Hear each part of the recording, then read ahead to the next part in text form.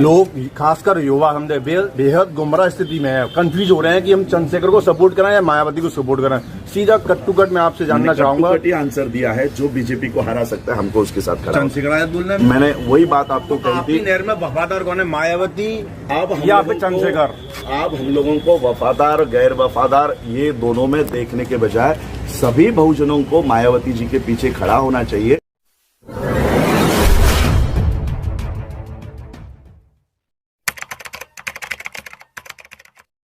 मैं हूँ बाबा साहब का सच्चा नुआ, ये काशीराम जी का बच्चा हूँ। इधर बहन जी लगी हुई है पिछले 40 सालों से। तो आप यूपी के लोगों को, आगरा के लोगों को क्या संदेश देना चाहेंगे? बसपा के लिए संदेश देना चाहेंगे कि उनको बसपा को सपोर्ट करना चाहिए या नए लड़के चंद्रशेखर आजाद को? देखिए, ना तो मैं किसी पार्टी का प्रचारक हूँ ना तो समर्थक हूँ। मेरे लिए पार्टी से बड़ा, पार्टी के नेताओं से बड़ा, पार्टी के राष्ट्रीय अध्यक्षों से बड़ा विचारधारा है। और आज इस देश में जो इलेक्शंस होने जा रही है, आपके उत्तर प्रदेश में जो इलेक्शन होने जा रही है, ये पार्टियों के बीच इलेक्शन नहीं होने वाली है, ये दो विचारधाराओं के बीच इलेक्शन होने जा रही है। एक मनुस्मृति को मानने वाले लोग और एक संविधान को मानने वाले लोग, तो इन दोनों में इलेक्शंस होने जा रही है।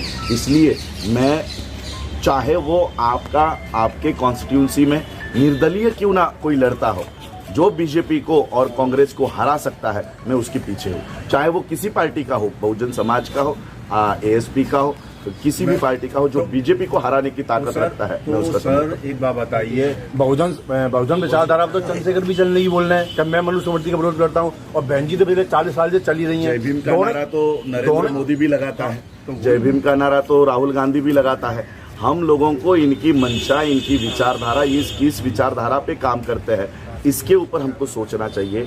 जातियों को बढ़ावा देने वाला और जो संगठनवाद को एक दूसरे के पैर खींचने वाला हमारा भारी लोग, खासकर युवा हम बेहद गुमराह स्थिति में है, कंफ्यूज हो रहे हैं कि हम चंद्रशेखर को सपोर्ट कराएं या मायावती को सपोर्ट कराएं।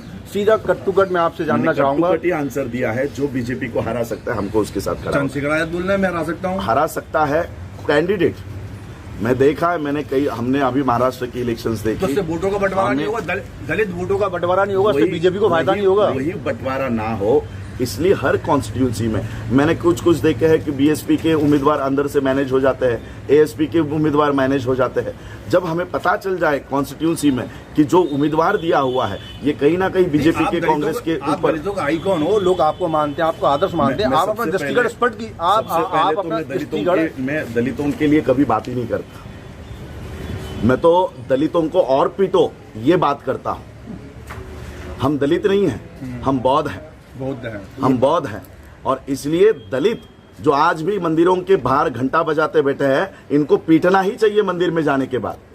बाबा साहब ने अगर बौद्ध धर्म का मार्ग दिया है तो हमको बौद्ध होना चाहिए, अभिमान से अपने आप की जीवन को बिताना चाहिए। लेकिन आज भी हम दलित बने बैठे हैं। ये जो दलितों को, बाबा साहब को भी जो दलितों का मसीहा बनाया गया है, ये ब्राह्मणी षड्यंत्र है। बाबा साहब दलितों के नहीं, इस विश्व के मसीहा है। बाबा साहब ने उस तरह से काम किया हुआ। और कांग्रेस को फायदा ना हो, दलित वोटों का बंटवारा ना हो, इसके लिए मायावती या चंद्रशेखर?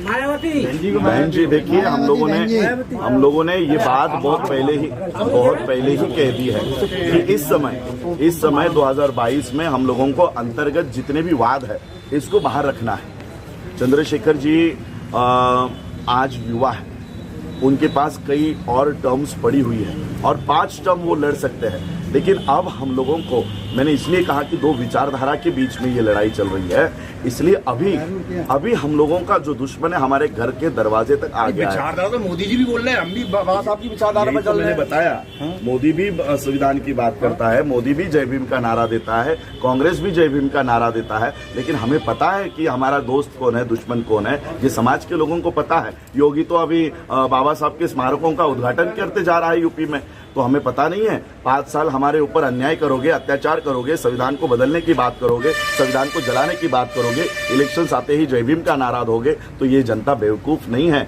हमें पता है कि बाबा साहब का असली सच्चा वफादार कौन है और कौन नाटक कर रहा है। और इसलिए मैंने वही बात आपको कही थी। नहर में वफादार कौन है, मायावती या फिर चंद्रशेखर?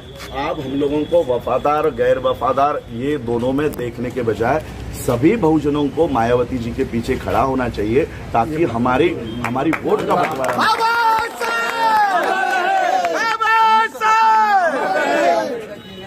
दीक्षा ली थी, लेकिन आज जो है भारत में बौद्धों की संख्या बहुत कम है, उस तेजी से नहीं बढ़ी, तो उसका क्या कारण रहा और आप इसके लिए क्या करेंगे? इसका एक ही कारण रहा, इस देश में बाबा साहब ने जब बौद्ध धर्म की दीक्षा ली, लोग बौद्ध धर्म की ओर मुड़ने लग गए। इस सरकार ने एक योजना बनाई और सरकार ने ये कहा कि अगर आपको आरक्षण चाहिए तो आपको जातियों में बैठना ही होगा, जाति अगर नहीं लगाओगे तो आरक्षण नहीं मिलेगा। इस डर की वजह से जितने भी जाति के लोग बौद्ध धर्म के ओर आ रहे थे वो अपने अपने जातियों में फिर से बैठने लग गए और बौद्ध धर्म में आने की संख्या रुक गई, वो कम हो गई।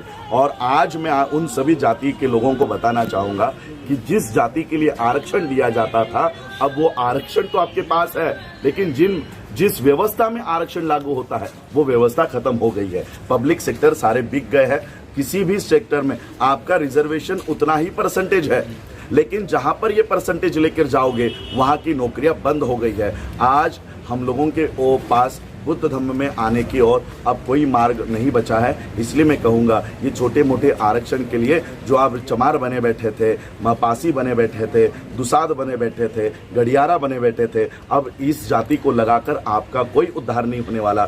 बाबा साहब ने बताए हुए मार्ग पर चलो, बौद्ध बनो। इस देश के राष्ट्रपति के सामने गिड़गिड़ाने के बजाय बौद्ध राष्ट्रों में जाए और वहां से अपने हक और अधिकार प्राप्त करें।